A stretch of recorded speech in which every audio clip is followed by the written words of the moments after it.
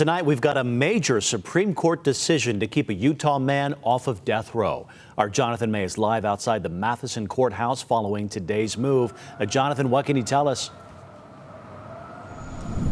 Well, Sarah, Brian, the justices are backing a state court decision to overturn Douglas Lovell's death sentence, the man convicted of murdering a woman to stop her from testifying in a rape case. The death penalty is off the table, that the sentence can be life in prison and will be life in prison, but he cannot get the death penalty. So that part was stricken, and that has not changed. It was converted from death penalty to life in prison. The Supreme Court didn't comment on rejecting the state's appeal in the case. They upheld Lovell's murder conviction, but throughout the sentence, they are deferring to the state of Utah. They are saying the state of Utah, their knowledge of the law, their ruling stands, that they're not going to overturn that or consider the argument. He grabbed a hold of my throat, proceeded to rape me. This is the voice of Joyce Yost, who was raped in 1985. She testified before she was murdered. April 2015, a jury sentenced Doug Lovell to death row for murdering her. We were there, talking with the family who said Lovell had no remorse. When we cried, he didn't cry.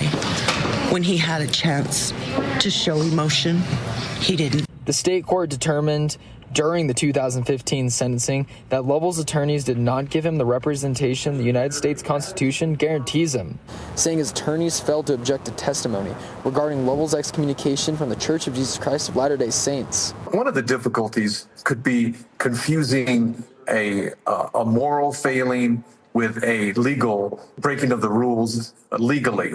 So there's two different standards. You can be excommunicated for something that's not a crime. And so we don't want to confuse the standards and make a jury think that there's something wrong. 2015 was the second time Lovell was sentenced to die. The first time was back in 1993. 8 years earlier, Lovell kidnapped Joyce Yost and raped her. Yost reported these crimes to the police. Lovell then attempted to hire two individuals to kill Yost to prevent her from testifying against him. Those attempts failed, and Lovell kidnapped Yost, killing her in a canyon outside of Ogden.